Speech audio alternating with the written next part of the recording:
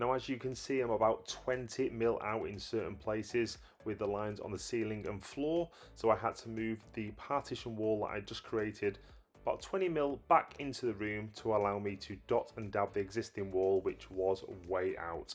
Major mistake. But we all make mistakes, so what's important is that I learn from the mistakes. So, plasterboarded that wall, and now I can crack on with dotting and dabbing the existing wall.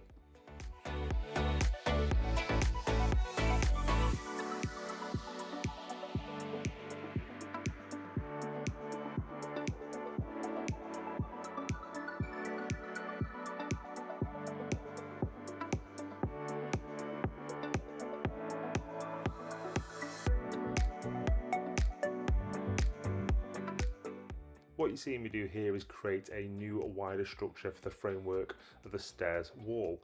Now, the old framework allowed for an unsightly and old-fashioned overhang of the brickwork, so once I put my new plasterboard on it, I should be able to bond the brickwork and it should be nice and flush. And as you can see above, the boxing in here is for the back of the toilet, which you can see better from the other side. And here is the other side of that framework. Now, to the left, this hole, and just above it, which is the back of the stairs, is going to be fully insulated and plasterboarded. And because it was so awkward to film in here, here is just a few quick edited clips of my progress so far on the work that was done.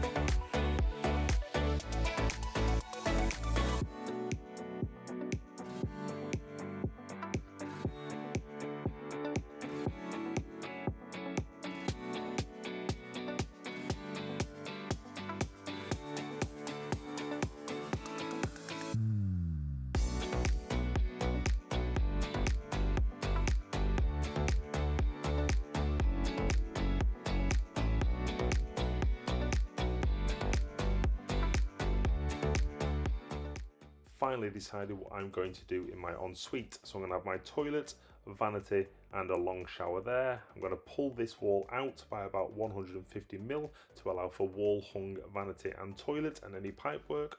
This whole wall is going to be moved out about 100mm, as you can see on the mark there, which doesn't sound a lot and is a lot of work for not a lot of gain, but it will make such a difference to the aesthetic of that bathroom. However, it means I'm going to have to move all that wall, and because I'm moving that wall, it's going to make this corridor slightly smaller, so it will probably mean that I have to move this wall in the same ratio, about 100mm, and I'm going to move this wall imposing into the smallest bedroom, but what that will do is allow me more space in the master bathroom.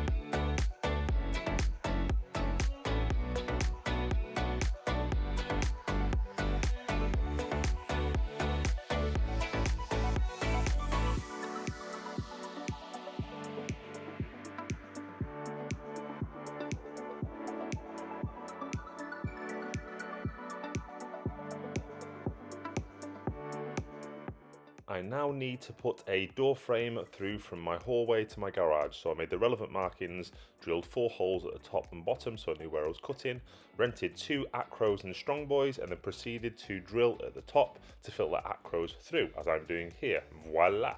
Then attached the strong boys to it, made sure they were 100% straight to maximise strength, did the other side, and we are ready to go. And the lintel which will be supporting the wall has to be between 100 and 150mm either side, so I'm giving the lintel a little cut on all sides here so it goes all the way through. The end length will be 1100mm, and then we are into the fun stuff, grinding the door out. So I had to start off with a small grinder because I didn't have the big one available, but then we switched it up and got really messy, as you can see. Mama, I can't breathe! But after that was done, it's the easier work of giving everything a little clean and then chiseling out the remaining blocks. The only thing remaining to do then would be to measure where we want the lintel going, mix up some mortar, place it on at the appropriate height, and then fix above with bricks and more mortar.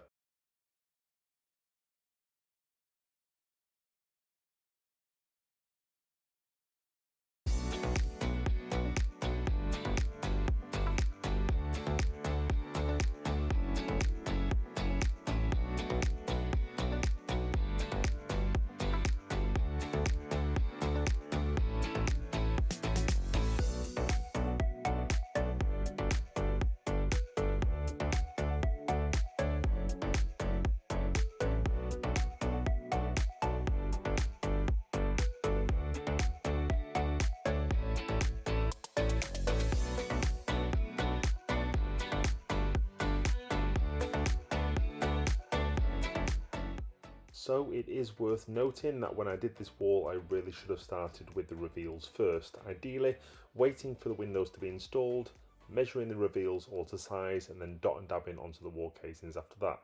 Instead, I've made a problem for myself which could have easily been preventable. Now I'll have to make up for that later on down the line.